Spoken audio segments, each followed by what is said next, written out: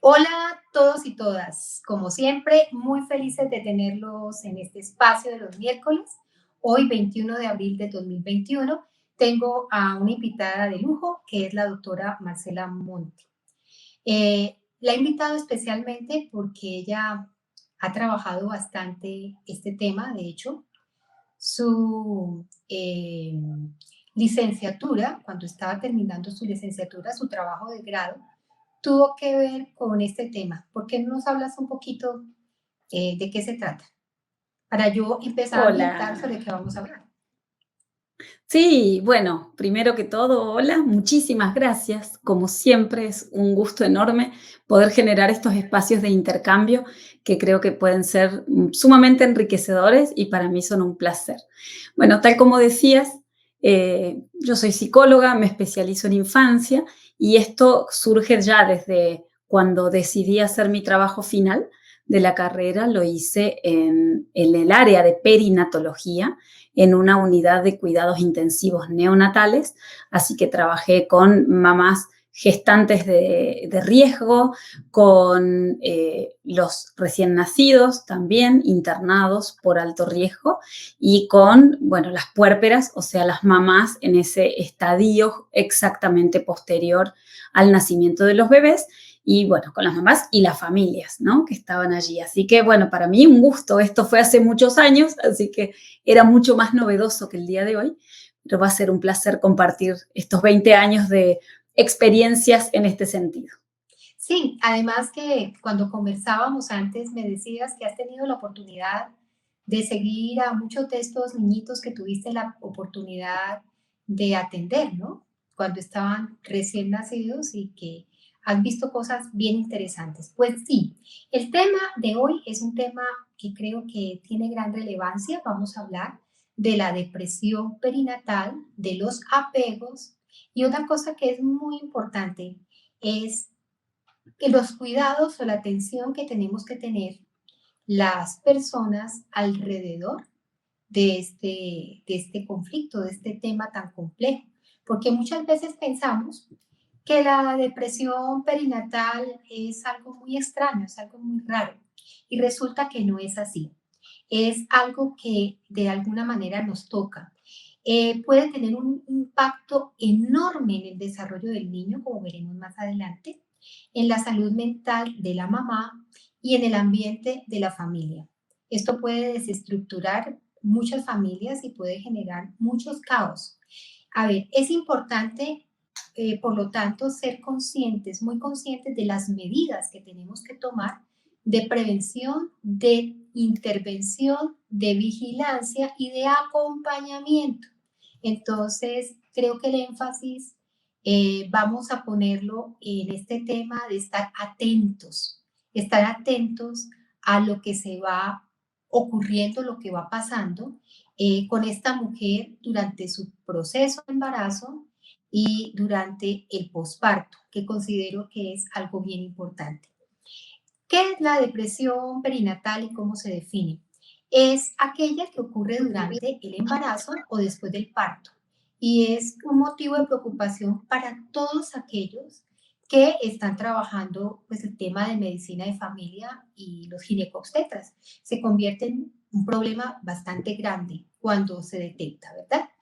Se sabe que la depresión postparto se ha convertido en un problema de salud pública. Marcela, imagínate que es un trastorno bastante frecuente y severo y afecta aproximadamente al 56% de las mujeres latinas que viven en México y en Estados Unidos. Estamos hablando de una cifra muy alta. Y según las últimas cifras, un 15% de la población femenina puede llegar a presentar este trastorno. Entonces, por eso es importante, porque no es una cosa aislada, es una cosa que se presenta con bastante frecuencia. Pero entonces, más allá de todos los síntomas psicológicos que como todos conocemos, se asocian a un down en la mujer, a la tristeza, a la ansiedad, al llanto, al trastorno de sueño, a la pérdida de interés por la vida, a las alteraciones cognitivas, a la falta de atención, etcétera, etcétera, más allá de este gran conflicto que tiene esta mamá que está esperando el bebé o que acaba de parir y presenta este trastorno, está algo que es fundamental, es la salud de ese niño. Entonces, como para dar inicio a esto, Marcela, ¿tú qué crees que de qué manera puede incidir el hecho de que tengamos a una mamá deprimida o ansiosa o que tenga cualquier tipo de trastorno mental activo durante el embarazo o después del parto? ¿Qué puede pasar? ¿Por qué no nos ilustras un poquito? Bueno, creo que aquí podemos pensar en varias situaciones y dentro de estas situaciones considerar, por ejemplo, en qué se ve afectada la madre en cuanto a lo que sería su desempeño esperable, ¿no? En cuanto al cuidado del bebé, en cuanto a su propio autocuidado. Y fíjate algo interesantísimo que es en cuanto al a la conexión, tanto con ella misma como con su entorno y con el bebé. Aquí hay una cosa para tener presente que nosotros vamos a hablar eh, inicialmente de esto que tiene que ver con la mamá, pero en esto hay todo un rol, digamos, que va mucho más allá porque estamos hablando de una familia que se está conformando. Entonces, considerando esto, nosotros podemos ya estar atentos desde antes de que ese bebé nazca, a ver cómo está esa mamá en relación a ese embarazo, en relación a esa gestación, cómo está emocionalmente, cómo está en relación al deseo de llevar adelante esto, que va a ser un arduo trabajo una vez que el bebé nazca. Y esto lo sabemos por todo lo que hemos ya hablado en otros lives, de todo lo que requiere y todo lo que demanda un bebé cuando hace su aparición fuera del vientre. Sí, y es que mira, que me haces pensar en algo que es muy importante, es la carga de culpa que puede tener, acumular la mamá, la mujer que es gestante, cuando de pronto siente que no está en modo alegría, en modo felicidad, en modo baby shower, ¿no? Que está triste, que está sin ganas de hacer nada, que esto le está aterrando, que le produce mucha angustia, que no puede dormir. Entonces, esto que generalmente has visto y normalizado como una etapa idílica y que a la gente no se le puede ocurrir siquiera que una mujer en una etapa tan hermosa que es la gestación pueda sentir una depresión, pues esto ya empieza a marcar algo en esa paciente y no solo en la paciente. Y yo quiero ahora interrumpo un poquito esta charla para recordarles a todos aquellos que nos están viendo que este no es un tema solamente para mujeres embarazadas, para mujeres que acaban de tener bebés. Este es un tema que nos interesa a todos, porque de alguna manera formamos parte de diversas familias y en nuestras familias habrán también deseos de tener un futuro obstétrico. Muchas de las mujeres que pueden estar viendo el programa podrían estar interesadas en enterarse de que esto existe, de que es complejo, de que debido a varios factores, factores genéticos, la historia familiar, el tema de pronto de los cambios hormonales brutales que se dan en esta etapa, hablamos de una depresión bastante importante con unas características bastante fuertes, ¿no? Que va a provocar una alteración en la calidad de vida de la mujer. O sea, corran, avísenle a todas aquellas personas que puedan estar interesadas en este tema, porque pienso que merece la pena, porque no es solamente el hecho de estar deprimido durante el embarazo o en el posparto, sino los posibles resultados si esa depresión no se detecta y si se complica. Tú has escuchado muchos casos, Marce, de filicidios, de suicidios, de incluso comportamientos psicóticos de la madre. Y aquí es muy importante algo que me recalcaste cuando estábamos pensando en presentar este live. Era el cuidado que tenemos que tener los familiares y las personas que estamos alrededor de esa materna, ¿verdad? Entonces esta parte es como, pues, importante que la tengamos en cuenta. Pero siguiendo el hilo de todo esto, eh, miremos a ver qué otros elementos podrían hacer que la mujer de pronto, o que la familia no fuera tan consciente de lo que está pasando, Marcela? Qué otras cosas pueden pasar para que la gente no se dé cuenta de que esta mujer está presentando un sufrimiento mental? Mira, yo creo que fundamentalmente hay algo para considerar en cuanto a esto que decías de lo idílico, ¿no? Socialmente está planteado como un estado ideal, como un estado de plenitud y de bienestar, cuando todas las mujeres saben que no siempre es así y que incluso en esto de saber que hay altibajos emocionales, todo el desorden hormonal, todo lo que ocurre con los cambios del cuerpo. Y muchas veces en esto de esperar a que esto sea una situación ideal, también genera el resguardo o el silencio cuando existe un malestar, porque esa mamá se puede sentir como que está fallando en cuanto a su rol. Lo mismo que cuando a veces se decide seguir adelante con un embarazo que no ha sido planificado y en medio de la gestación empiezan a aparecer todas las sensaciones encontradas en cuanto a que yo decido y soy consciente de que quiero seguir adelante con este embarazo, pero de repente ya no tengo el apoyo de la pareja, que no estaba de acuerdo, o de repente tengo que postergar proyectos que yo tenía para mi vida profesional o para mi desarrollo y veo que me pierdo oportunidades y entonces empiezan a surgir algunos pensamientos que van llevando a que yo sienta que estoy en una situación de desventaja, a que esto no es lo mejor que yo podría haber decidido, pero que es demasiado tarde para cambiar de opinión, o que no podría pensar en interrumpir ese embarazo porque no estoy de acuerdo con la interrupción del embarazo por mis creencias religiosas. Entonces entro en una especie de dilema donde estos pensamientos empiezan a generar estados anímicos que no son los mejores y que por esta dificultad para poder poner en palabras esto fuera, empiezan muchas veces a quedarse todo como hacia adentro, ¿no? Y es como guardar como esta basurita, digo yo, abajo de la alfombra, pero como si fuese una basurita orgánica, ¿no? Una basura que en su momento va a empezar a descomponerse y a generar un mal olor y una situación, digamos, que no va a ser saludable. Y desde ahí yo creo que esto hace difícil también aquel entorno, y en el entorno fíjate que yo voy a pensar en la familia, en los amigos, en todo lo que tiene que ver con la red social, que es fundamental, y también en lo que es la red de salud, porque ahí es una variable importantísima donde nosotros podemos tener un rol fundamental en poder apuntalar, estar atentos y observar. Yo le llamo el entorno atento. Es Eso. un entorno atento que es la gente, la red que está conmigo y que me conoce, está atenta de mi estado, está atenta a cómo estoy y si algo le llama la atención, lo puede hablar conmigo o puede generar, digamos, el vínculo con el resto y, como bien dice la palabra, ser mi red de sostén en esta situación, para que si hace falta hagamos consulta especializada y para que podamos agarrar lo antes que se pueda y lo mejor que se pueda toda esta situación.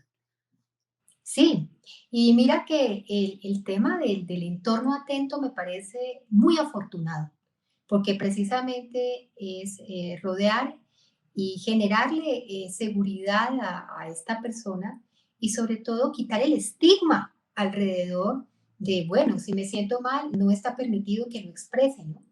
Además, fíjate qué interesante, te escuchaba y también estaba a la vez pensando en todos los cambios neurobiológicos y psicológicos que va sufriendo esta mujer dentro de este aislamiento, dentro de este silencio, dentro de este sufrir callada muchas veces o empezar a manifestar emociones negativas y empieza de pronto a sentir que su entorno no es el más amable. Entonces, muchas veces la gente no entiende, oye, pero a ti qué te pasa? Es que en este momento tendrías que estar feliz, ¿qué es esto? ¿O por qué estás tan irritable? ¿Qué es este? Es que a ti no se te puede ni hablar, estás muy irritada. Entonces, esto, el señalar todas estas cosas y verlas como si la mamá tuviera como la paciente tuviera la culpa de lo que está viviendo, pues se constituye en un problema muy grande, ¿verdad? Y en otros en vivos hemos hablado acerca del agotamiento emocional. Y fíjate que esto es un terreno muy abonado en estas épocas de COVID, de pandemia, donde tenemos que tener, estar alerta de muchísimas cosas, que de la infección, que de esto, que de lo otro, de estar confinados, etcétera, etcétera. Y si aparece un embarazo, pues es un factor más en el cual tengo que centrar la atención. Entonces, cuando empiezo a tener una cantidad de estresores, por ejemplo, lo hablábamos, familias numerosas, madre que es cabeza de familia, un hijo más, el noveno hijo, no hay economía que alcance para poder ir a unas consultas adecuadas. Y tengo que encargarme de todo y todos los niños llorando y pidiendo y todo lo demás, pues obviamente este ambiente, los ambientes, por eso cuando tú hablabas de vigilar los ambientes, de estar atentos a esto, los ambientes cubren un papel importantísimo en la homeostasis y en el equilibrio de estas personas. Entonces, por eso no es lo mismo un embarazo que otro embarazo. Tenemos que mirar que hay particularidades y ser empáticos en ese sentido, ¿no? Y aprender que hay un factor que en este caso, en el caso de la depresión perinatal y postnatal, entra a jugar y que es muy femenino. Es el despelote hormonal que hay y por otra parte el estrés y la alteración de ese eje hipotálamo, hipófisis, adrenal, que puede generar un estrés de bajo grado, inflamar el cuerpo de la madre y por ende podría llegar a inflamar el cuerpo del bebé y alterar esos circuitos cerebrales de ese niño que está formándose y que posteriormente, cuando nazca, va a tener algunas consecuencias. ¿Por qué no hablamos un poquito acerca de qué pasa cuando tengo un bebé y he estado deprimida y estoy deprimida después de que nace mi bebé? ¿Qué puede pasar en la instancia de que yo presente una depresión postparto? ¿Qué le pasa a mi bebé? Si bien es cierto, la mamá está absolutamente agobiada, sobrepasada, ¿qué pasa con el niño? ¿Qué puede pasar, Marcela? A ver, consideremos que este niño que está naciendo es un niño absolutamente vulnerable, un niño que necesita 100% para sobrevivir de una atención intensiva de mamá. Entonces, en esto de pensar en una mamá, por ejemplo, deprimida, que, como decías, es un porcentaje alto, no es una cuestión menor, nosotros podemos pensar en qué se afecta la persona cuando está deprimida, ¿sí? En varias cuestiones. Una tiene que ver con el estado anímico y suele ser lo que más llama la atención, ¿no? Un estado anímico irritable o un estado anímico melancólico, triste, ¿no? Una tristeza exacerbada, un llanto que no tiene un origen, digamos, claro en relación a qué lo provoca, etc. El desgano puede estar también. Pero hay funciones cognitivas que no son las más evidentes cuando hay una depresión, que por ejemplo tienen que ver con la desatención, en esto de a veces imbuirse en los propios pensamientos y entonces perder como contacto con el entorno, y en esto esta desatención se transforma en cierta manera en un descuido, el descuido personal, imagínense, y pensemos en cómo esto se puede trasladar al entorno, y en este caso, al bebé. Entonces, pensemos que un bebé está requiriendo como un estresor más, como decías recién, de una mamá 100% atenta, alerta a mis sonidos, a mis movimientos, a mis gemidos, a todo lo que yo le voy indicando como bebé chiquitito con mi cuerpo, y que necesitamos conocernos, porque por más que este sea el tercero, el cuarto, el quinto bebé, no todos los bebés son iguales. Entonces, el bebé empieza a dar sus señales y mamá a responder en virtud de, no sé si has oído cuando dicen, por ejemplo, ese llanto es de dolor, ese llanto Ah, es sí, de sí, sueño, claro, las mamás lo ese niño, identifican. las mamás lo identifican porque ya se conocieron con ese bebé. Y esto se logra al principio. Pero si yo no estoy atenta, y no podría ponerme a aprender nada, mucho menos aprender a poder descifrar este lenguaje con el cual este bebé me está pidiendo lo que necesita. Entonces, vuelvo a tu pregunta, porque ahora lo que hice fue describir a la mamá. Sí, ¿Qué le pasa a ese bebé? Y bueno, este bebé lo que tiene es una percepción de que nadie lo entiende, de que no hay una persona lo suficientemente atenta para responder con lucidez a mis pedidos. Y ojo, que no quiere decir que las madres respondemos rápidamente a todos los pedidos, pero nos vamos conociendo. Pero si yo no estoy disponible para atender en este intercambio, en este ida y vuelta de lo que el bebé me dice y lo que yo hago, el bebé dice y yo no hago. El bebé vuelve a decir y yo no hago porque no estoy en condiciones, no lo estoy haciendo a propósito, por eso es tan importante saberlo, pero no estoy registrando lo que el bebé me está enviando como señal. El bebé, por su parte, se siente totalmente descolocado porque lo que percibe es que no está siendo comprendido y sufre porque queda con sus necesidades desatendidas. Entonces, pongámonos en el lugar de esa personita totalmente vulnerable que lo que va a generar también es como un mayor malestar. Entonces, una mamá deprimida y un bebé que de a poco se va volviendo muy inmanejable, muy insoportable para la mayoría de las personas y que se empieza a dudar muchas veces, y ahí volvemos a por qué es tan importante el entorno de la salud, porque muchas veces lo terminan llevando al médico, muchas veces generado por el entorno, para ver si es que le pasa algo orgánico, que es lo primero que se piensa, porque digamos, como que se desconoce o se desacredita un poco el rol que podría estar teniendo el tipo de cuidado que hace su mamá y tampoco se cuestiona tanto, ¿no? Es como, estás haciendo esto, estás haciendo lo otro, lo estás haciendo mal, porque esto también incluso es un factor para incrementar la depresión materna. Entonces, partamos de la base totalmente necesaria de cuidado para la supervivencia de este bebé. Nada más que eso, ¿no? Vamos a hablar de supervivencia y para eso necesita alimento cuando tiene hambre, ser higienizado cuando está sucio, dormir cuando lo necesita y tener una contención en lo que tiene que ver con lo psicoafectivo para cuando siente que, bueno, que este mundo nuevo que tiene aire y que incluso lo ha hecho estirarse y no puede tener más esta posición que tenía en la pancita, que era tan bonita y segura, ya no la tiene más. Entonces este bebé se siente desvalido. Sí, pero mira la importancia que esto se vuelve como un círculo vicioso, porque la madre no está en condiciones de conectar con su bebé, no está en condiciones de cuidar adecuadamente al bebé y ni de permitirse entender esas señales y conocerse.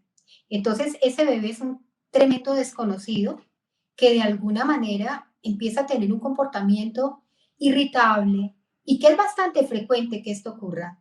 Entonces, ¿qué ocurre aquí? Pueden ocurrir cosas muy desafortunadas, como el zarandeo, que es una cosa bastante frecuente, que entre otras cosas es muy peligroso y puede traer unas secuelas tremendas para el bebé.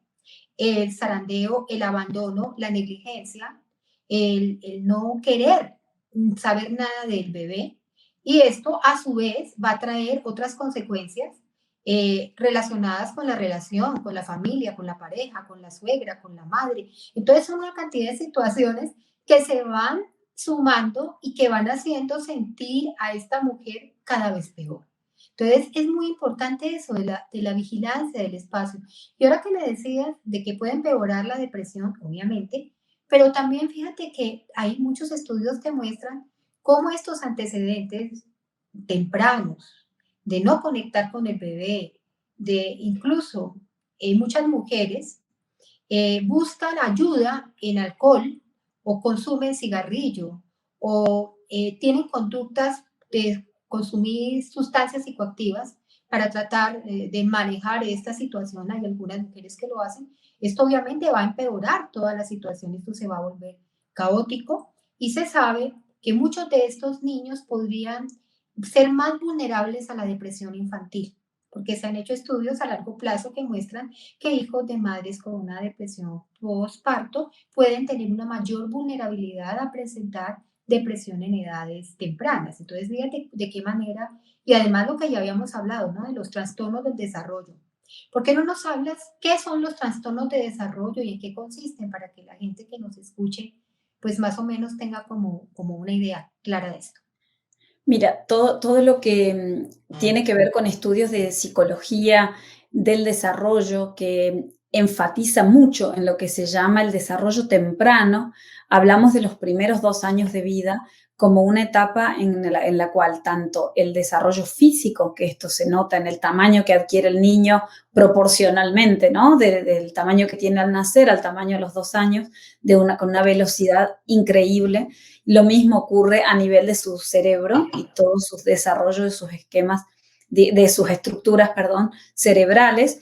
Y entonces pensemos que son años críticos para que haya tanto buenos resultados o malos resultados en el resto de la vida del niño, y muchas veces estos trastornos del desarrollo lo que empiezan a marcar son una anomalía en cómo se desarrollan estas estructuras, y que muchas veces tienen que ver también con la manera en que se establecen las redes neuronales adentro del cerebro.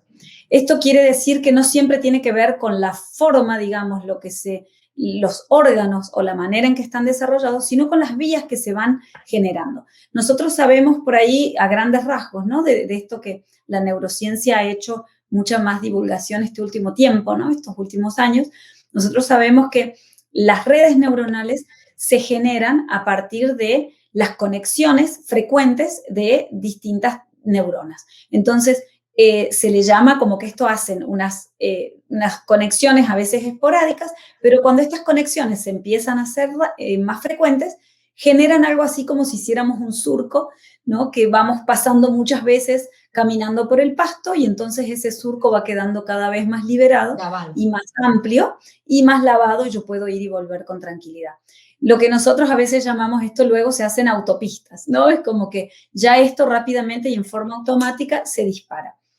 Pero esto ocurre si tengo la estimulación adecuada por parte de mi entorno. Y parte de esa estimulación adecuada, y que tiene que ver con este rol materno tan importante para generar o para prevenir la presencia de trastornos del desarrollo, tiene que ver con la comunicación intencional de la mamá hacia el bebé. ¿Esto qué quiere decir? ¿Has visto cuando somos mamás que estamos con el bebé delante y le hablamos y le explicamos, pareciera que le queremos traducir, o le decimos, ay, este bebé que está queriendo dormir, venga con mamá, Sí. que ya estoy aquí para cubrirte? Bueno, esto es una forma natural de estimular. ¿Viste que hasta ponemos el tono de voz más agudo, como Claro, infantilizado? lo ¿Sí? Para hablar con los infantilizamos. bebés. Sí, sí. Sí.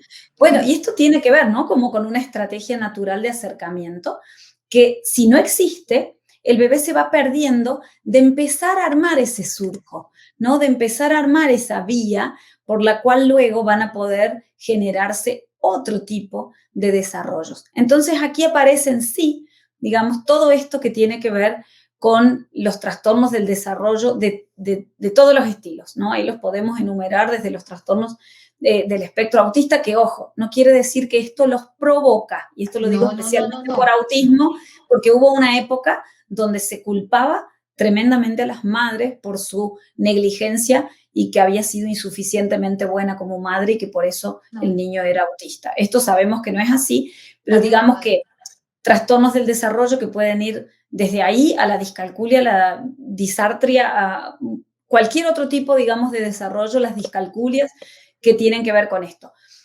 Pero es importante para poder considerar que hay un rol crítico en esta etapa. Y que, ojo, acá volvemos al punto de la importancia del entorno. Muchas veces, si la mamá no está disponible para asistir a este bebé de una manera óptima, de tanta exigencia que tiene un bebé de esa edad, hay personas alrededor que pueden ejercer ese rol, pueden apuntalar a esta mamá.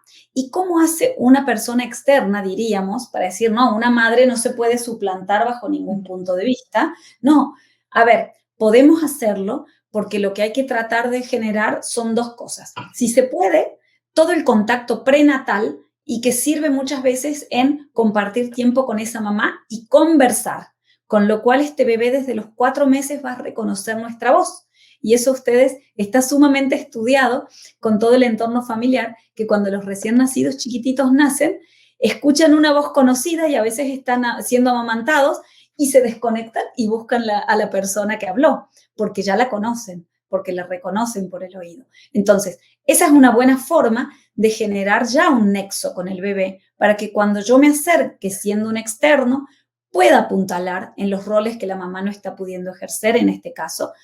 Y la otra forma es hacerlo mientras tanto, con este acercamiento, ir mostrándole a este bebé cómo yo soy una persona confiable en la cual puede descansar en sus necesidades. Y en esto, bueno, podemos pensar en todo lo que tiene que ver con ir generando una modalidad de un apego, que es una buena palabra para Sí. trabajar hoy también.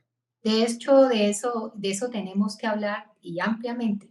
Pero fíjate que dentro de lo que tú estás diciendo, de que existen otras personas que en un momento dado pueden incluso ayudar a amamantar al niño, pueden ayudarle en muchos sentidos.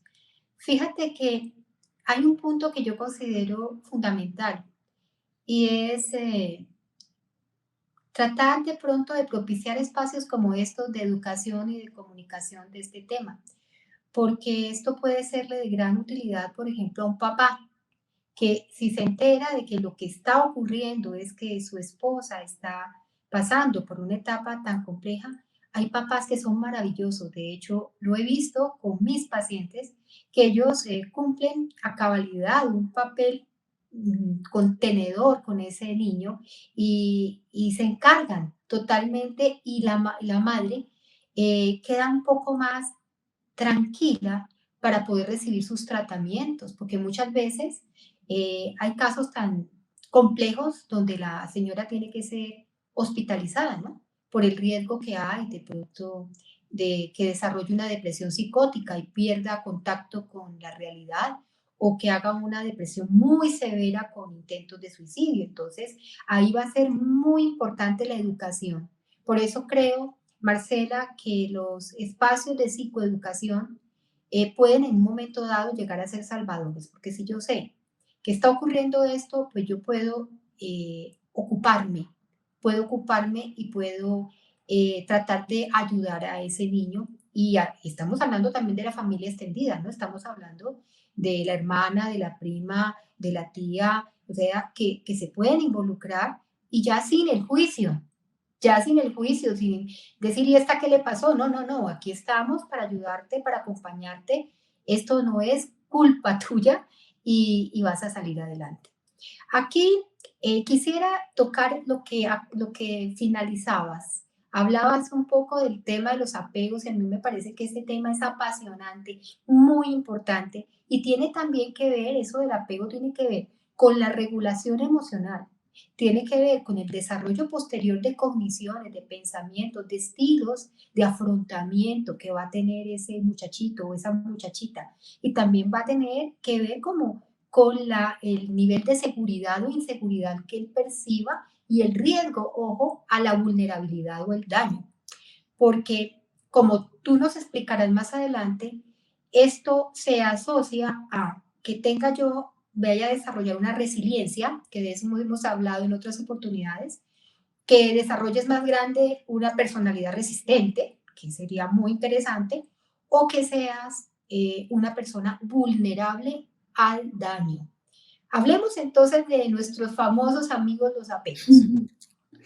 Mira, el tema de los apegos es sumamente interesante porque, bueno, para el que no sepa, digamos, pero hay toda una teoría trabajada en función de esto y de aquí también surge la gran importancia de los primeros vínculos, ¿no? Lo que en inglés los attachments.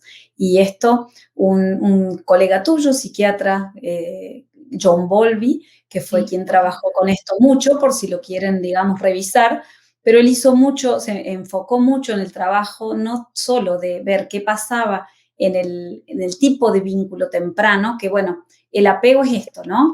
El estilo vincular es el vínculo afectivo que se logra tener, es como el vínculo afectivo que se establece entre la madre o la persona encargada del cuidado, fíjate qué interesante porque aquí vamos al asunto del rol, es la madre o la persona encargada del cuidado de este hijo o hija, y que genera, digamos, muchísimas consecuencias positivas o negativas a futuro. Y esto fue lo que él se encargó de estudiar, digo, no solo en observar cómo se vinculaban, cosa que se hace mucho hoy desde la psicología perinatal, bueno, una especialidad que a mí me parece que es fantástica porque da pie a mucha prevención, sino que después él podía hacer seguimiento. Y de ahí es de donde surgen los datos interesantes de lo que tienen que ver con lo que pasó después con estos hijos, que se vinculaban de esta manera, o sea, tenían este tipo de vínculo y luego desarrollaban esta u otra situación. Hay distintos tipos, por eso también hablabas de apegos, ¿cierto? Entonces, hay como distintos tipos de apegos que se llaman así, que tienen que ver con estilos vinculares.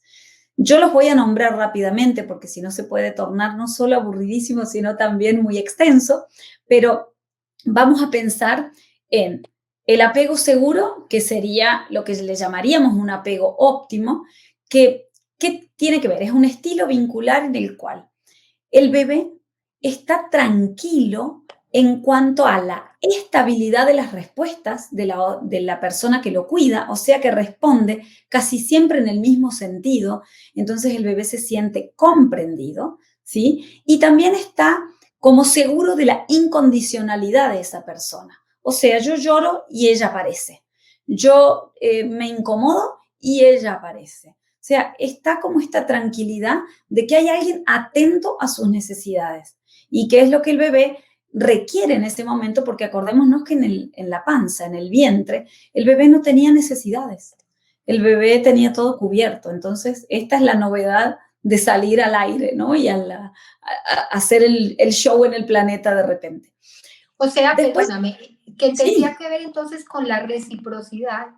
Él genera un mensaje y la madre entiende el mensaje y le retroalimenta de manera contingente y de manera exacto. continua y le da esa seguridad, o sea, le genera Sí. esa seguridad. Ujú. Mira, necesidades básicas de alimentación, de higiene y como decíamos hace un momento, en esto de cubrirlo con la incomodidad, porque una mamá atenta en esto, ¿qué genera? Que un bebé, por ejemplo, que tiene calor, la mamá consigue darse cuenta que a veces incluso, acordémonos que las mamás en puerperio, cuando están, hasta tienen desregulación de su temperatura.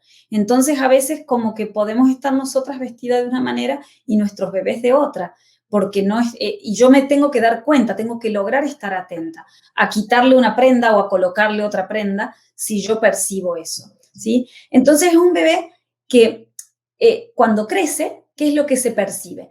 Un niño activo, un niño seguro, un niño confiado para explorar el entorno sin miedo a que lo abandonen. Hay un ejemplo precioso de esto, que es el niño en el parque, que fue una de las anécdotas más claras que nos dejó este estudio del apego. Una mamá en un parque con un niño que tiene apego seguro, la madre se puede quedar, por ejemplo, leyendo en un banco y este niño va a salir a explorar, va a ir hasta el juego, bueno, no estaríamos en pandemia, pero digamos, va a ir hasta el juego, va a tratar de conocer a otro amiguito, va a explorar un hormiguero que encontró, va a traer una ramita de un árbol y va a volver a la mamá. Y él sabe que si se da vuelta, mamá está. Que yo salí, pero si yo me doy vuelta, mamá está. Y cada vez que me di vuelta, mamá estuvo. Y cuando yo me caí, mamá vino corriendo porque estaba leyendo, pero estaba atenta, se dio cuenta que me había pasado algo, vino y me levantó y me auxilió. Bien, esto es un modelo de un vínculo con un estilo de un apego seguro. Pero este es el más bonito, ese es el más bonito y ese es al que a todos aspiraríamos, ¿no? Para que se desarrolle. Pero luego hay otros tipos de apego que no son tan felices. Uno es el apego ansioso o ambivalente, que son niños que encuentran como respuesta a sus demandas, a sus pedidos, a sus necesidades, respuestas en el cuidador que son como contrapuestas, que muchas veces son ambivalentes, que responden de una forma errática, que no se entiende, que es, a ver, yo pido siempre lo mismo, pero me dan cosas diferentes, ¿no? Entonces yo me quejo y entonces en un momento me tapan, en otro momento me destapan, en un momento me dan agua, en otro momento me dan el pecho, en otro momento me desvisten para cambiarme y entonces es como que no lo estoy haciendo entender, ¿no? Estamos hablando, Perfecto. tengo un cuidador que no es constante y que no es consistente con mi cuidado. Eso, Entonces, la no nos consistencia. entendemos, sí, no nos entendemos, ¿sí? Entonces, ¿qué aparece en estos niños generalmente luego? El temor a ser abandonados. Entonces, mucha ansiedad y mucha angustia en las separaciones. Y esto, si yo vuelvo al ejemplo del parque, el niño tendría miedo de despegarse del lado mío, sentada en el banco en el parque. Entonces se quedaría al lado mío todo el tiempo, jugaría al lado mío y cada 2 por 3 se daría vuelta para ver si yo sigo en el mismo lugar, por más que esté a su lado y que pueda tocarme la pierna. Desconfiaría si esa pierna es la mía o si yo me fui y lo dejé ahí. Entonces, de aquí vienen ansiedades por separación. Claro. Importantísimo porque aquí vemos que no es predecible la respuesta del cuidador o de la madre frente a una demanda que siempre es la misma, ¿no? El niño hace una demanda determinada y lo que tú dices, la respuesta es variada y errática. Y eso obviamente genera, ¿qué va a generar? Va a generar pérdida del control, inseguridad, o sea, yo no tengo el control de lo que está pasando porque cada vez me responden de una manera muy importante. Y fíjense todos los que nos están viendo, cómo es de importante permitir darle a estos niños como esta, ser contingentes, ser claros en las cosas que les estamos, que los ejemplos siempre sean muy, muy claros, que tengamos muy en cuenta si el niño entendió o no entendió lo que nosotros le quisimos, el mensaje que le quisimos dar. Porque muchas veces este tema de los apegos, del apego inseguro, del ambivalente, es un tema que tú tienes que manejar muchísimo en consulta, ¿no? Con esos niños que no quieren estar en el colegio, que quieren agarrarse de la falda de la mamá y que quieren que la mamá vaya al colegio. Y esto también para las madres puede ser una cosa muy angustiante, ¿no? Muy desesperante. Muy Así es. interesante. Te voy a decir algo si quieres que nos agarremos la cabeza, pero estos son los candidatos al apego afectivo. Y aquí Sí, tienes personas por eso, emocionalmente dependientes que luego van a buscar parejas con las cuales nunca se van a sentir satisfechos, siempre van a estar temiendo que los abandonen y siempre van a estar vinculándose desde este lugar inseguro, siempre y cuando esto no se trate, ¿no? Vamos a decir, van a cristalizar esa manera de vincularse, lo cual luego va a ser un horror que va a tener que trabajar el terapeuta de adulto con este niño. perfecto. Eh, Mira, te cuento el otro. El tercero de estos apegos, que son 4 los que vamos a ver, que son los básicos, es un apego evitativo. Y aquí tenemos otro estilo de vincularse, donde son niños que realmente, eh, a ver, y quizá aquí lo podemos pensar también para lo que estamos hablando de la depresión, tanto el anterior como este, pero son Sí, niños que asumen que no pueden contar con sus cuidadores. O sea, es un niño que le pase lo que le pase, él entiende que nadie le va a responder. Y esto genera algo de lo cual tú has hablado muchas veces, que es una desesperanza aprendida. desesperanza aprendida. Sí. Entonces el niño aprende a no tener esperanza en que alguien se va a ocupar de él, de que a alguien le va a importar lo que le pasa. Y entonces son niños que lo que hacen es, por ejemplo, se apegan a objetos, y aquí podemos pensar en esto que hablábamos recién de características de apego a objetos y no a personas, ¿sí? En los trastornos del desarrollo, y también que no expresan sus emociones ni logran comprenderlas de los demás. Fíjense cuánto esto por ahí se asocia a las características de los trastornos que tienen que ver con el espectro autista.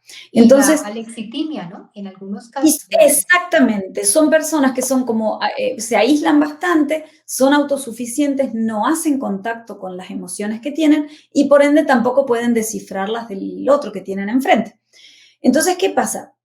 Generan una cuestión de mucha dificultad para vincularse, rechazan las situaciones de intimidad porque en realidad no entienden que al otro le pueda servir ni sienten que pueden ser útiles para uno, sino que lo perciben como una cuestión de que no hace falta esto. Entonces tampoco son lo suficientemente expresivos de sus afectos con las personas que tienen cerca, las parejas de esta gente se queja de un vínculo insuficiente, ¿no? De la falta de intimidad en esto, de que falta profundizar. Entonces, pensemos en esto como evitativo de lo que tiene que ver con vincularme íntimamente. Pero es que Y es por último, terrible, pero piensa un momento lo terrible que es sentir que yo no puedo confiar en nadie, que no puedo sentirme apoyado por nadie. Entonces, esa autosuficiencia hace que inmediatamente yo descarte al otro como individuo válido. Entonces, esto obviamente en la infancia también genera muchos conflictos porque son esos niños que no logran integrarse, Son esos niños que generalmente están solos, están aislados, manejando sus problemas de la manera que sea y no tienen como las habilidades sociales para solucionar algunas cosas y muchos de estos niños son víctimas, pueden llegar a ser víctimas de bullying y otras situaciones, ¿no? Y esto es muy complejo, Absolutamente. sí. Y nos falta un tipo de apego, que también es Un muy tipo de importante. apego que, bueno, quizá yo diría, si el primero era el mejor, este es el peor, porque es lo que se llama el apego desorganizado. Y, y en un apego desorganizado pensemos en una mezcla entre el apego ansioso o ambivalente y el apego evitativo. Es una cosa muy difícil, ¿no? Muy, muy dura de transitar, muy difícil de experimentar y también que desde lo profesional, digamos, genera como mucha dificultad para poder conseguir entrar en ese mundo interno de ese niño o esa niña para poder trabajar en una cuestión vinculada, de vinculación, de revinculación. ¿Y por qué? Porque son chicos que lo que han vivido son comportamientos contradictorios o inadecuados por parte del cuidador que han sido o negligente o muy inseguro y entonces generan como esta sensación de que el niño no sabe cómo hacer para conseguir que el otro me interprete. Entonces es como si buscaran hacerlo reaccionar al adulto y entonces se comportan de forma explosiva, de forma impulsiva. Muchas veces estos niños se procuran, se generan a sí mismos accidentes porque entonces es como la manera de hacer reaccionar al que tienen enfrente. Entonces, no encuentran manera de gestionar sus emociones. Entonces, Mira, terminan como estas... perdón, Sí, alguien me está preguntando si yo cuido excesivamente a mi hijo, si a mí me da miedo que le pase algo y lo cuido demasiado, ¿qué tipo de problema puedo generarle? Porque fíjate que ahí aparecería la ansiedad de la mamá. O sea, cuando la totalmente. mamá es muy ansiosa y el papá es muy ansioso y de pronto no lo dejan explorar, ¿qué puede pasarle a este niño? Que Y bueno, mira que obviamente, sí. no, digo que ahí entramos en esta cuestión del apego inseguro, ¿no? Porque entonces yo transmito esta sensación de que el mundo es peligroso y de que yo necesito tener al otro pegado a mí, ¿no? Yo le digo agarrado así a lo parásito para poder yo caminar. Entonces es como si jugáramos como a esos juegos donde van las dos piernas atadas de dos Sí, personas y entonces yo para poder dar un paso necesito que el otro también dé el paso. Entonces esta es una de las consecuencias que puede tener esto, ¿sí? esto es una Y forma de maltrato, Marcela. ¿Se podría considerar que, que sobreproteger a un niño sería una forma de maltrato? Porque ellos, mira, los padres, no. sí, sí, la sobreprotección es una forma de maltrato porque lo que estamos haciendo es impedir, fíjate lo que voy a decir porque es muy duro, pero digo, estamos impidiendo que el niño desarrolle sus propias habilidades y recursos y le estamos quitando lo que en psicología del desarrollo se le llaman oportunidades perdidas. O sea, estamos haciendo que se pierdan las oportunidades que le da la vida, el propio medio, ¿no? El propio contexto para que desarrolle todas estas habilidades, todos estos surcos que yo decía en su cerebro para que pueda desarrollarse luego en situaciones más complejas. Si no desarrolla lo básico hoy, ¿cómo va a desarrollar lo más complejo más adelante? Entonces, y quiero terminar por ahí con el apego desorganizado para que sepamos que la consecuencia que puede tener esto, además de estas conductas que yo digo y que por ahí se pueden poner en riesgo los chicos, es también gente que, mira qué duro esto, por eso digo de lo duro de transitar un apego desorganizado, porque es gente que luego anhela el vincularse o relacionarse con el otro, pero a su vez actúan de manera que generan o provocan el rechazo, el alejamiento o el distanciamiento de los demás. Y entonces son estos niños que uno, mira, voy a tomar unas palabras de un colega tuyo que es psiquiatra infanto-juvenil, que es Juan Pablo Rosen, que está en Sí. Barcelona.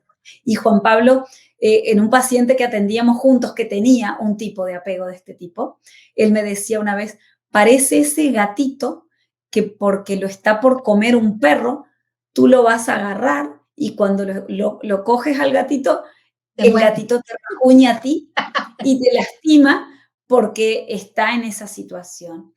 esta anécdota que tengo de la práctica clínica con este colega, nos lleva un poco a esto, ¿no? Pero esa gente, imagínate lo que sufre, Iris, porque quiero, lo que más anhelo es estar vinculado y hago todo el tiempo cosas para alejar a la gente con la que quiero vincularme y no me doy cuenta, porque no sé vincularme de otra forma, porque nunca encontré un patrón para vincularme desde un lugar seguro y armonioso con mi entorno. Muy interesante. Yo creo que este tema no es para nada aburridor, creo que es un tema, pero muy importante. Pero entonces, aquí vienen varias cosas, ¿no? Vienen a través de todas estas maneras de vincularnos, de relacionarnos, se van construyendo unas narrativas, los niños van construyendo una imagen de sí mismos, una imagen del entorno y del mundo que les rodea, que puede ser amable, puede ser peligroso, puede ser desordenado o puede ser definitivamente indiferente, ¿no? Como que el otro no me importa. Entonces esto dará pie a posteriormente estructuras de personalidad y comportamientos de diverso tipo, ¿no? Y la aparición también de algunas enfermedades, porque sabemos que hay una parte genética muy importante, ¿no? Si la madre ha tenido una depresión, es muy probable que uno de sus hijos la tenga, y si ha tenido un trastorno de ansiedad, pues es posible que esto pueda presentarse, ¿no? Genéticamente. Y si además abonamos el terreno con estos otros factores que has mencionado también, que me han quedado clarísimos, que me parecen muy importantes, creo que esto es una tela bastante grande de la cual tenemos que cortar y que mucho que trabajar. Pero bueno, Marcela, una vez ha pasado esto, ¿esto ya es inevitable que haya un cambio o hay esperanzas de que si tratamos, ojo, a la madre de la manera más adecuada, si la psicología perinatal se encarga de manejar, de contener, de acompañar a la madre y a la familia, de hacer un diagnóstico a tiempo, un tratamiento oportuno, adecuado, y esta mamá poco a poco vuelve a encontrarse con ese bebé de una manera un poco más tardía. Eh, pasa, ¿Qué pasa con estas primeras épocas en que el vínculo fue difícil, en que no fue capaz? Es posible revertir los efectos vinculares, por decirlo de alguna manera? Sí, por suerte, Iris, por suerte. Y en esto, digamos, es justamente el rol tan importante de la detección a tiempo. En esto se puede trabajar y yo en esto quiero tranquilizar y apuntalar a todas las mamás, papás, familiares o amigos, amigas que estén viendo esto, que puedan pensar que algunas de estas situaciones las están viendo, las están viviendo o las están observando en alguien que conocen y que quieren, ¿no? Que podamos ser nosotros mismos o puede ser alguien de mi entorno. ¿Por qué? Porque esto siempre se puede trabajar, o sea, siempre hay lugar para trabajar. Se va a trabajar de distinta manera. Si yo me doy cuenta en el embarazo, entonces hasta como personal de salud también, entonces hay como la posibilidad de trabajar en esto que tiene que ver con el contacto con el bebé, el contacto con uno mismo durante el embarazo, la organización de todo lo que va a tener que ver con la recepción de este bebé y de todo el contexto, cómo organizar los hermanos, cómo armarme una red, etcétera, etcétera. Si hace falta una, Desculpabilizar, ¿no? La totalmente. Sí, sí, como dejar esta cuestión en claro y que ahí también si hace falta intervención farmacológica, hacer la consulta apropiada, porque, bueno, en esto la experta yo no soy yo, eres tú, pero en el saber que en esto hay posibilidades de medicación que pueden apuntalar mientras tanto y que sí se puede, que no es que no se puede y que si voy a medicar, entonces voy a tener que dejar de amamantar y entonces eso me suma al malestar. Digamos que siempre hay posibilidades, incluso cuando hace falta medicación fuerte, de luego relactar, o sea que se puede volver a amamantar. Entonces, primeros años, pensar en psicología perinatal previo al parto, o sea, durante la gestación, pensarlo durante la época posterior, inmediatamente posterior. Luego trabajar con gente que entienda mucho de primeros vínculos y de psicoterapia familiar, porque también se puede trabajar así. Y luego, si ya esto se agarra o uno se da cuenta de grande y dice, no, mira, hubo esta situación con mi hijo, pero ya tiene 6 años, ya, o tiene 8, y realmente sí cumple con estas características que estaban diciendo recién. Bueno, aquí trabajar con una psicología, psicoterapia o psiquiatría infantojuvenil que tenga especialidad para poder trabajar y revertir aspectos vinculares y en esto el trabajo también de cómo empiezo a ayudar a que esto no se cristalice y que en caso de que tengamos gente más grande, ya adolescentes o incluso adultos, que perciben en este estilo vincular como si hubiera una tara, algo que no han destrabado, bueno, habrá que revisar cuáles son estos esquemas y estructuras cognitivas que sí se han cristalizado, pero que ya podemos, dándonos cuenta y con estrategias de reestructuración cognitiva, trabajar para empezar a vincularnos desde lugares más saludables. Sí, y una cosa muy importante es que el hecho de estar atentos, de tener una atención, diría yo, plena, con la gestante y aprender como a traducir un poquito algunas cosas, porque fíjate que pasa muchas veces. En una ocasión me llegó una paciente y ¿qué pasa? Le digo yo, bueno, ¿cómo te sientes? Bien, pero si yo me quedo en la palabra bien y no exploro, por ejemplo, porque sé que de todas maneras debo hacer un tamizaje, existen varios tamizajes y esto es una invitación a todos mis colegas y a todas las personas que trabajan en el tema de salud primaria, lo que sea, que tenemos que a ver, explorar el riesgo de la presencia de un episodio depresivo en embarazadas por todas las consecuencias y la gravedad que puede esto implicar, ¿no es cierto? Tenemos un test muy sencillo que es el test de Edimburgo, que tiene 10 preguntas, donde la madre las va contestando. Es muy sencillo porque de alguna manera nos da, según el puntaje, que puede ser 10 o 13, dependiendo si yo estoy antes de parir mi hijo o si ya lo tuve, esto me va a orientar un poco, oye, esto me indica que tú puedes estar deprimida y que necesitamos apoyo. Cosas tan sencillas como estos pequeños instrumentos o el analizar los niveles de cortisol en el cabello de la madre nos pueden dar como algunas pistas, porque fíjate que es curioso, hay muchas mamás que no saben que están deprimidas, saben que puede ser que es un revolú de situaciones que les están ocurriendo, entonces que ellas, como es la primera vez y como estoy embarazada, entonces eso debe ser así. Y resulta que no tiene que ser así. O sea, la calidad de vida de la madre y la del niño tiene que preservarse. Es demasiado importante. Recordemos el riesgo que hay, lo que tú decías ahora que me parece valiosísimo, la pérdida de autocuidado de esa madre hace que de alguna manera esta madre tenga más riesgo de presentar procesos de preeclampsia, procesos, por ejemplo, de partos prematuros, problemas con el abuso de alcohol o de sustancias, etcétera, ¿no es cierto? Entonces, y que de alguna manera no pensemos que es la mamita que va a ser feliz, sino preguntémosle cómo está su relación familiar. ¿Qué pasa? ¿Usted tiene, cómo es usted está contenta con este embarazo o usted no lo esperaba? Involucrarse un poquito más, lo que tú me decías inicialmente, que es como el tema global de esto, estar atentos, ¿no? Lo que tú decías. ¿Qué más quisieras agregar, Marcela? Este tema es maravilloso, pero el tiempo se nos escapa. ¿Qué Sí, recomendaciones que quisieras hacer? mira, yo creo que esto, ¿no? Pensar en esta situación como una situación donde desde el lugar que nos toque estar podemos hacer aportes y uno de estos aportes es estar atentos, ¿no? Por esto el entorno atento. Y desde ese lugar, por supuesto, estamos disponibles, hablo por ti también, pero sé que Sí, estamos disponibles para recibir las preguntas y lo que quieran consultarnos en relación a estas situaciones, porque pueden quedar dudas, pero creo que es importantísimo atreverse a hablar. Si me preguntas qué sí. puedo decir, atrevámonos a hablar, a decir lo que nos pasa y sabiendo que puede haber gente seria, responsable y neutral que nos pueden ayudar a ir por el camino del bienestar propio, que va a ser el bienestar para todo el grupo familiar. Muchas gracias, Marcela. Entonces podríamos resumirlo muy brevemente. Entorno atento, actitud empática, profesionalismo, educación es fundamental. Y lo otro, intervención a tiempo. Esta parte creo que es básica y muy importante para evitar las complicaciones.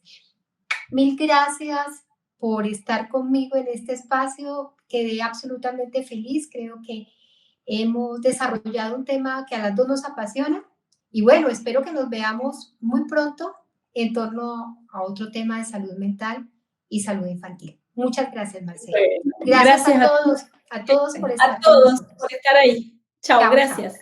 chao.